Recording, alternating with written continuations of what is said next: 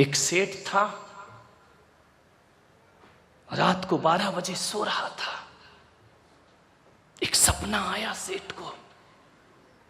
रात को 12 बजे उसके सपने में लक्ष्मी आई। लक्ष्मी ने कहा, सेठ 25 साल से तेरे साथ हूं, अब मेरा मन है कि मैं किसी और के घर चली जाऊं।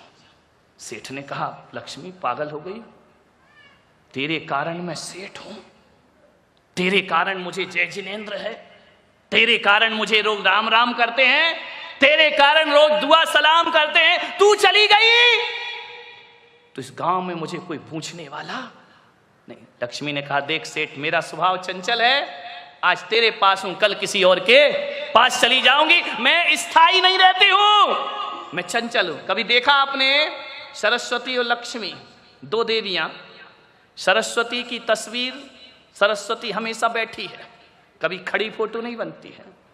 लक्ष्मी की कभी बैठी नहीं बनती, वो खड़ी रहती है। मैंने कहा, ऐसे चित्र क्यों बनते हैं? सरस्वती कहीं भी देखना वीणा लिए आसन लगाए बैठी है, लक्ष्मी खड़ी है। मैंने पूछा ऐसा क्यों है? तो बोले, एक बात ध्यान रखना, लक्ष्मी का स्वभाव चंचल है, वो आती भी है और जाती भी है, वो आएगी और चली जाएगी। सरस्वती का स्वभाव थोड़ा अलग है, एक तो वो आती नहीं है और आ जाए तो फिर छोड़कर कभी जाती नहीं है। ध्यान रखना। आपने ये तो सुना होगा कि कई लाखपति खाकपति हो गए, कई करोड़पति सड़क छाप हो गए, लेकिन कभी नहीं सुना होगा कोई ज्ञानी अज्ञानी हो गया। ऐसा कभी नहीं हुआ करता है। सरस्वती आ जाए तो फिर छोड़ करके जाती, वो बैठ जाती है। बहुत मुश्किल से मिलते हैं सरस्वती। ध्यान, लक्ष्मी तो कमा सकते हो, सरस्वती बहुत कठिन होती है। सेठ ने कहा कि लक्ष्मी, तू सब कुछ कर ले, मुझे छोड़ के मत जा। लक्ष्मी ने कहा, मैं जाऊंगी तो जरूर सेठ, मेरा टाइम हो गया है, पूना वालों के प्रवचन समाप्त का टाइम हो गया है, ज्यादा मत खींचो, मैं जाऊंगी। सेठ ने कहा, लक्ष्मी, तुझे जो कम करना है कर ले, एक आध रिश्तेदार कम कर ले, लेकिन तू कम मत हो, तू पूरी रहे यहां। देख, मैंने तेरे लिए सब कुछ छोड़ दिया, घर छोड़ दिया, रिश्ते नाते छोड़ दिए, मंदिर जाना बंद कर दिया, साधुओं के प्रवचन में जाना बंद कर दिया। किसके लिए? तेरे लिए। तू ही मुझे छोड़कर जा रही है। लक्ष्मी ने कहा, मैंने कब कहा था तू ये सब बंद कर दे? ये तेरी बुद्धि थी, मैं क्या कर सकती हूँ, लेकिन मैं जाऊंगी। सेठ ने कहा, कुछ तो रहम कर देवी। लक्ष्मी ने कहा, सेठ 25 साल से तेरे साथ रह रही हूं, मुझे तुझसे प्रेम हो गया। अरे बोले, प्रेम हो गया तो क्यों जा रही है? बोले, प्रेम में थोड़ा विरह और ज्यादा मजा देता है, इसलिए मेरा जाना जरूरी है। लेकिन सेठ, तू इतना रो रहा है, गिड़गिड़ा रहा है, तो चल, मैं जाते जाते तुझे एक वरदान देती हूं। अरे सेठ ने कहा, वरदान? बोले, हाँ दे दे। अब सेठ को मजा आ गया। उसने कहा, एक वरदान में 12 न्यारा हो जाऊंगा, दे दे। लक्ष्मी ने कहा, ध्यान रख। एक क्या हुआ, एक बार एक शिवजी के मंदिर में एक चोर चला गया, और जैसे ही गया शिवजी प्रकट हो गए। बोले, मांग वरदान। अरे उसने कहा, यार वरदान? हम जैसे को वरदान, बेईमानों को वरदान? शिवजी तो भोले भाले, उन्होंने कहा, मांग ले, लेकिन एक बात ध्यान रखना। चोर भी क्या एक बानिया? उसने कहा कि एक बात ध्यान रखना, वरदान एक ही दूंगा, दो नहीं दूंगा। बनिए ने कहा, ठीक है, एक ही वरदान बहुत है, एक में ही 12 न्यारा हो जाऊंगा। तो शिवजी ने कहा, मांगो। बोले, रुको, ध्यान रखना, बनिया बिना मीटिंग के कुछ नहीं करता। बोले, समय दो, उसके बाद वरदान मांगूंगा। शिवजी ने कहा, दिया समय। बोले, 1 घंटे का समय दे दो, बिना 1 घंटे के समय के मैं वरदान नहीं मांग सकता, मैं घर होके आता हूं। शिवजी ने कहा, जा, हुआ घर। घर गया, आंगन में बूढ़ी माँ बैठी थी, जन्म से अंधी थी बेचारी। उसने कहा, माँ, शिवजी प्रकट हुए हैं, वरदान दे रहे। बोले, चल, तेरे जैसे बेईमान को कोई भगवान वरदान देगा? अरे बोले, दे रहे हैं, चिंता मत कर, एक सलाह दे दे। बोले, क्या? क्या वरदान मांगू? माँ ने कहा, बेटा सही में प्रकट हुए? बोले, हाँ। तो बोले शिव जी से कहना मेरी माँ जन्म से अंधी है, उसको आंखें दे दो। अरे उसने कहा बुढ़िया 80 साल तो दुनिया देखी नहीं, 20 साल देख के क्या कर लेगी। अंदर गया, पत्नी से पूछा, शिव जी प्रकट हुए, बोल क्या वरदान मांगू। उसने कहा क्या वरदान मांगू, तुमको अकल नहीं है। 15 साल शादी को हो गए, बच्चा नहीं है, एक बच्चा मांग लो। अरे उसने कहा पागल है क्या, बच्चे तो अनाथ आश्रम से मिल जाएंगे। भगवान पैर प्रकट हुए हैं, समझ गई कि ये कुछ भी नहीं मांगेगा, बाप बड़ा ना भैया, सबसे बड़ा रुपया। चला गया शिव जी के पास, शिव जी ने कहा मांग वरदान। बोले दोगे, बोले हाँ, बोले दोगे, बोले पक्का, बोले पक्का। अरे यार तू अपने जैसा बेईमान क्यों समझ रहा है, जब बोल दिया दूंगा तो दूंगा। तो बोले दो शिव जी मुझे वरदान। बोले क्या, बोले एक बात याद रखना, एक ही वरदान मांगना, दो नहीं। बोले नहीं एक ही मांगूंगा, आप चिंता मत करो। बोले मांग। उसने कहा मेरी माँ अपने पोते को सोने की थाली में खाना खाते देखे। कुछ लोगों को घर जाके समझ में आएगा। एक ही वरदान चाहिए, बस एक, ध्यान रखना। मेरी माँ अपने पोते को सोने की थाली में खाना खाते। अरे शिव जी ने कहा लपेट लिया मुझे। बोले ध्यान रखना, एक वरदान, बनियों से सावधान। देखो सरकार भी लिखती है दीवारों पर, मैंने पढ़ा मिलिंद जी, एक दीवार पर लिखा देश के सच्चे नागरिक बनिए। समझ आ गया क्या, देश के सच्चे नागरिक और कोई नहीं, ध्यान रखना। मान्यवर सेठ से लक्ष्मी ने कहा वरदान मांग। सेठ ने कहा लक्ष्मी एक दिन की मोहलत दे दे। बोले दी, कल जाऊंगी, ध्यान रखना। सेठ की 4 बहुएं थी, सेठ ने चारों बहुओं को बुलाया कि जल्दी आओ, अब हमारे दिन बुरे आ गए। बड़ी बहू ने कहा पिताजी इतने उदास क्यों, इतने सीरियस क्यों, सुबह सुबह आप तो बड़े खुश रहते थे। बोले बेटा अब उदास रहने के दिन आ गए। बोले क्यों। बोले रात को लक्ष्मी आई और वो कह रही है कि मैं तुम्हारे घर को छोड़ के, बेटा कल से अपने को कौन सेठ कहेगा, कल अपना क्या होगा, ये महल बिक जाएगा, ये भवन बिक जाएगा, सड़क पे आ जाएंगे, क्या करें पिताजी। बोले एक वरदान लक्ष्मी दे रही है, लेकिन वो कह रही वरदान एक ही दूंगी, दो नहीं। तो बड़ी बहू तू घर की है, बता क्या वरदान मांगू। अरे पिताजी लक्ष्मी को बोलो तुझे जा रही है तो जाते जाते एक काम कर, अमेरिका का सारा सोना हमारे घर में भर दे। अच्छा ठीक है, सलाह तो सलाह है। दूसरी बहू से कहा बेटा तू बता। उसने कहा पिताजी मैं क्या बोलूं, बड़ी भाभी जो कह रही है मांग लो। बोले नहीं बेटा तू भी बता। बोले मैं तो ये कह रही हूं कि ये सोना मोना तो देखो वो लाने नहीं देंगे अमेरिका वाले, लफड़े की बातें हैं, और ये मोदी पकड़ लेगा अपने को रास्ते में। तो बोले क्या करूं। बोले ये करो, आजकल अस्पताल स्कूलों का धंधा बहुत चल रहा है। तो बोले क्या करूं। बोले जितने भी पूना में अस्पताल हैं वो कहना हमारे नाम कर दे, हम जिंदगी अपनी काट लेंगे। सेठ ने कहा ठीक। तीसरी बहू से पूछा बहू तू बता क्या वरदान मांगू। बोले देखो ये अस्पताल मिलेगा नहीं, जितनी भी पूना के आसपास जमीन है वो सब अपने नाम करा लो, वो कहना लक्ष्मी मुक्त करो हमें। अब आया नंबर छोटी बहू का। छोटी बड़ी होशियार होती है, ध्यान रखना। मुझे छोटी ना समझो, कमाल करूंगी। माँ बाप अक्सर या तो बड़ी बहू के पास रहते हैं या, खैर अब तो लफड़ा ही खत्म हो गया बड़ी छोटी का, अब तो एक ही बच्ची है वो, ध्यान रखना। या तो बड़ी के पास रहेंगे या छोटी के पास। ट्रेन में देखना या तो इंजन महत्वपूर्ण होता है या गार्ड का डिब्बा, बीच के डिब्बे तो बेचारे यहाँ वहां होते रहते, इधर जाना उधर जाना, कीमत उन्हीं की है। अखबार में या फ्रंट की कीमत है या बैग की, बीच का तो भर दिया जाता है, ध्यान रखिए। बीच वाले देखो नाराज मत होना। अब क्या करो, ये माँ बाप की आदत है, मैं क्या करूं। विचार। छोटी बहू ने कहा पिता मुझसे सलाह मत मांगो। बोले क्यों? बोले मैं छोटी हूं, मैं क्या जानूं। पिता ने कहा तू छोटी है तो क्या हुआ, तू इस घर की मेंबर है, सदस्य है, तेरा भी हक है, मैं मानूं या ना मानूं, सलाह दे। ध्यान रखना, जिस घर के बड़े बुजुर्ग बच्चों से सलाह लेके काम करते हैं वो घर कभी बिखरता नहीं है। और जिस घर के बच्चे ये संकल्प ले लें कि जब तक हमारे बड़े बुजुर्ग जिंदा हैं सारा फैसला लेने का अधिकार उनको है, वो घर कभी बिखरने नहीं पाएगा मेरे भाई। जिस घर में 2 आर्डर होते हैं, 2 आदेश चलते हैं, वो घर बिखर जाता है। ध्यान रखिए, एक आदेश होना चाहिए।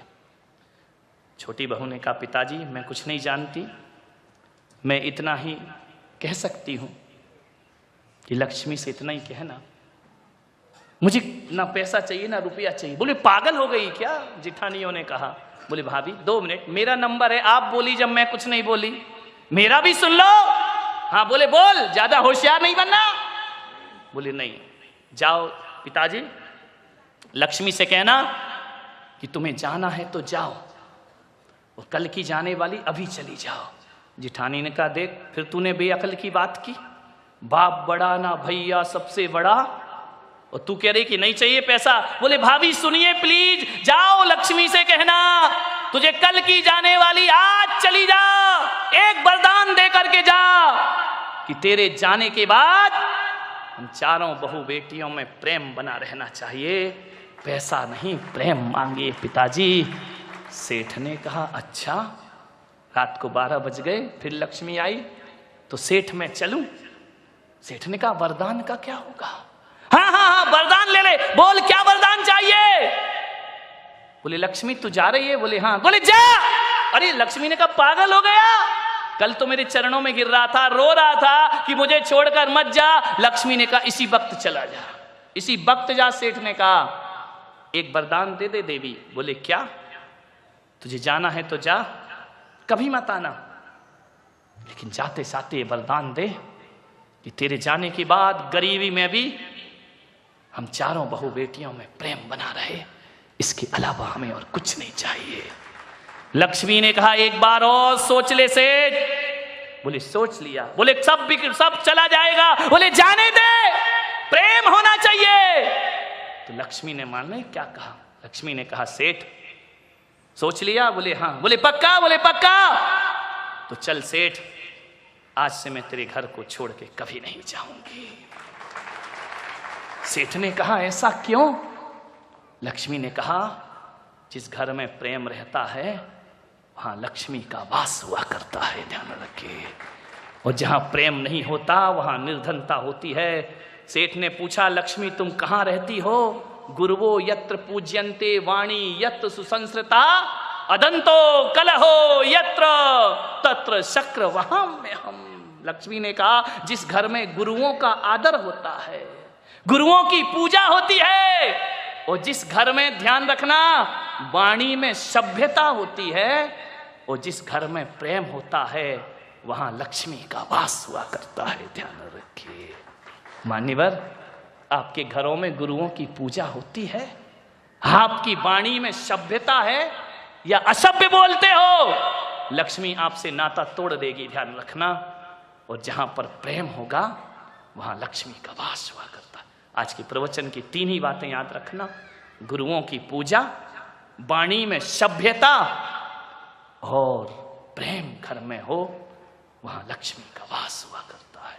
कहते हैं बेटा पढ़ लिख कर बहुत बड़ा शहर में डॉक्टर बन गया, मां गांव में रह रही है, सब कुछ बेच करके झाड़ू पोछा करती और एक सपना देखती कि मेरा बेटा जिस दिन डॉक्टर बन जाएगा ये बुरे दिन मेरे खत्म हो जाएंगे हमेशा को।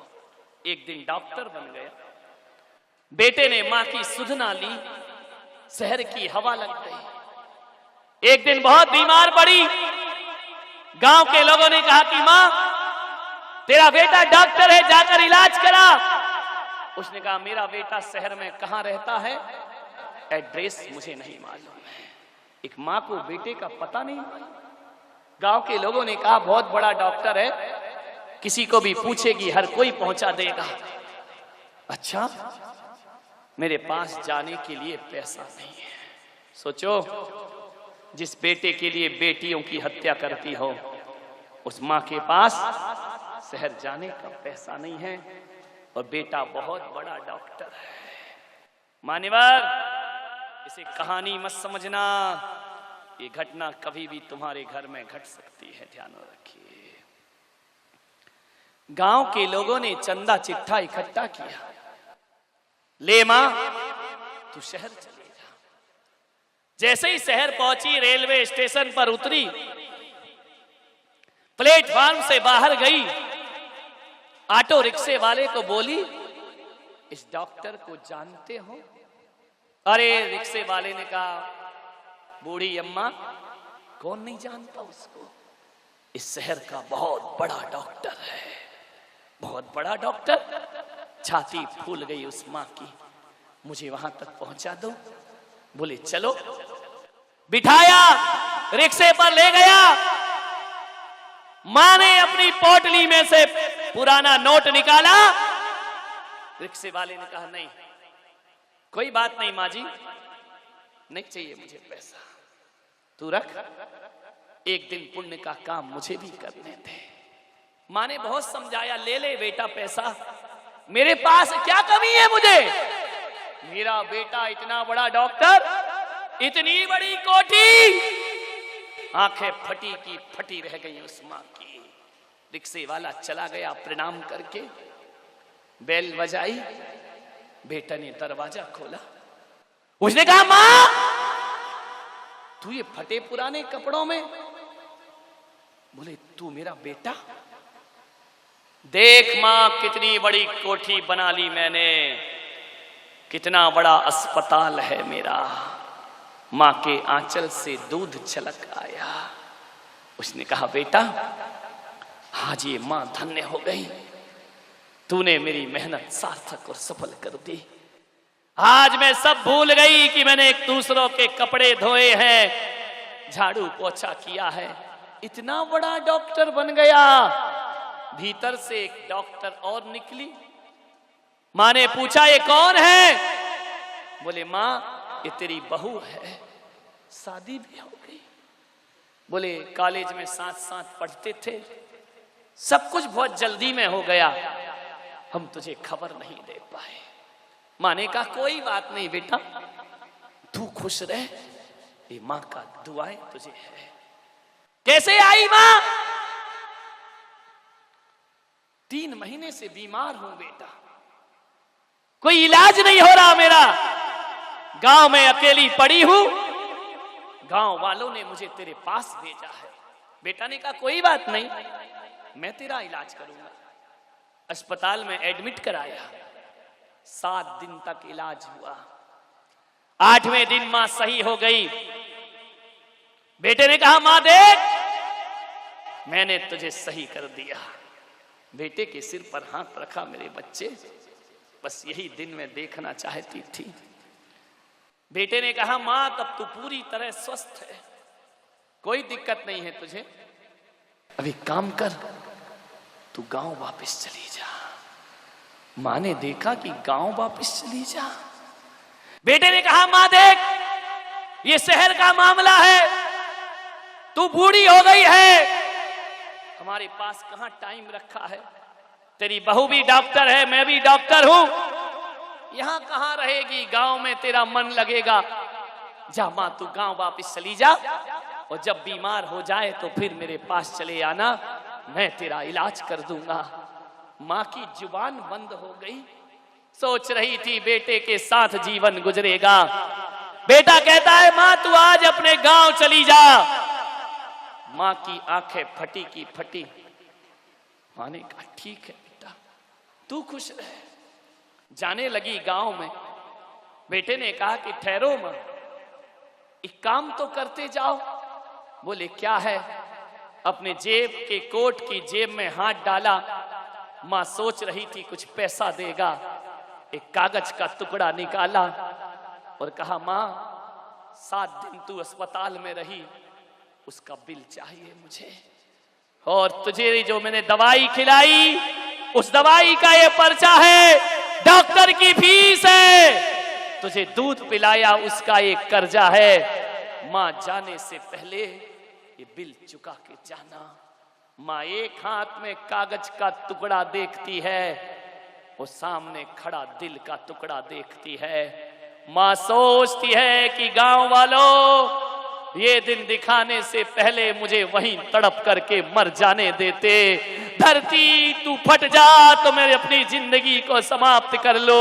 वह देखती है, क्या इस कलयुग में ऐसा भी हो सकता है कि अपना बेटा ही अपनी दवाई का बिल हमसे मांग सकता है?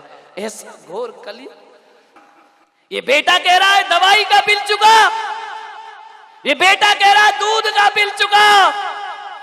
आंखें पत्थर आ गई उसकी, शब्द मौन है, कंठ रुंध गए उस मां के। उस मां ने थोड़ी देर अपने आप को संभाला। सीने में बहुत दर्द पैदा हुआ, जो दर्द शायद इसे जन्म देने में भी महसूस ना हुआ होगा। अपनी ही औलाद जब उपेक्षा कर दे, झरझर आंसू उस मां की आंखों से। उस मां ने छाती में ढांढस बांधते हुए कहा, बेटा, जो मां तुझे पढ़ा लिखा कर डॉक्टर बना सकती है, इस मां में इतनी ताकत है कि तेरा बिल भी चुका सकती है। ध्यान रख, एक बात याद रख बेटा, कुछ दिन की मोहलत दे दे। मेहनत मजदूरी करके मैं तुझे वचन देती हूं कि जब तक तेरा बिल ना चुका दूंगी, इस तन से सांस नहीं छोड़ूंगी। ध्यान रख, मैं तेरी मां हूं और तूने बिल मांगा है तो जरूर बिल चुकाऊंगी। बाहरी नपुंसक औलाद, अपने माँ बाप से दवाइयों का बिल मांगते हो, शर्म आना चाहिए तुमको। अपनी माँ से कहते हो कि हमने दूध पिलाया उसका बिल दे दे, हमने फल फ्रूट्स खिलाए उसका बिल दे दे। धन्य थी वो देवी माँ। अरे माँ यदि अपने बेटे से कह देती कि बेटा, तूने तो 7 दिन अस्पताल में रखा, मैंने 9 महीने कोख में रखा, उस बात का मुझे बिल चाहिए।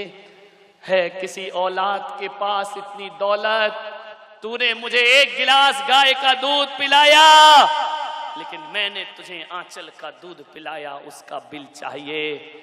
मैंने तेरे गंदे कपड़े साफ किए, उस बात का मुझे बिल चाहिए।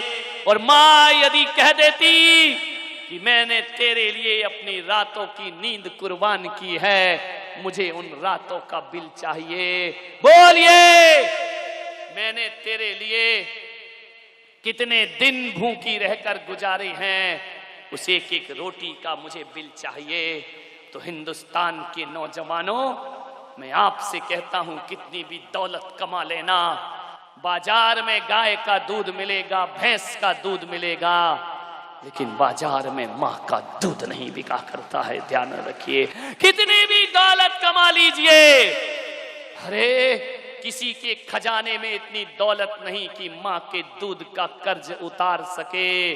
एक बात ध्यान रखना, पूरे हिंदुस्तान को भी गिरवी रख दिया जाए तो भी मां के दूध का कर्ज नहीं उतारा जा सकता। मां तो मां होती है, मान्यवर, मां तो वो होती है कि 7 जन्म तक अपनी खाल की जूतियां बनाकर पहनाओ तो भी मां के ऋणों से कोई बेटा मुक्त नहीं हो सकता है। ध्यान रखिए मान्यवर, क्या हो गई मेरे देश की हालात, क्या हो गई सभ्यता, क्या हो गई संस्कृति। ये सब ढोंग है तुम्हारा पूजा पाठ मंदिर। यदि तुमने अपने घर में गर्भपात किया है, ध्यान रखिए। इन डॉक्टरों से कहूंगा, ये खून की कमाई से डल्लप का गद्दा तो मिलेगा, लेकिन तुमको नींद नहीं मिलेगी। ध्यान रखना, रात करवट बदलते जाएगी। खून की कमाई से अनाज का ढेर तो लगा लोगे, भूख को तरसते रहोगे। खून की कमाई से पानी तो मिलेगा, लेकिन प्यास नहीं मिलेगी। और खून की कमाई से औलाद तो मिलेगी, लेकिन बुढ़ापे में वो भी तुम्हें धक्के मारकर किसी वृद्धाश्रम में भेज देगी। ध्यान रखिए, मेरे देश में कहा गया है, खून पसीने की खाना, लेकिन खून की कमाई खाना ये मेरा देश नहीं कहा करता है। ध्यान रखिए, जो लोग गर्भपात कराते हैं, उनके घर में जिंदगी भर का सूतक लगना चाहिए। गर्भपात कराने वाली को संतों को आहार देने का कोई हक नहीं हुआ करता है। गर्भपात करने वालों को इंद्राणी बनने का हक नहीं होता है। भगवान का पूजन अभिषेक करने का भी इनको हक नहीं हुआ करता है। ध्यान रखिए, ये बहुत बड़ा पाप है। आप सबने सुना, आप सबने सुना। अनुग्रहित हूं। जय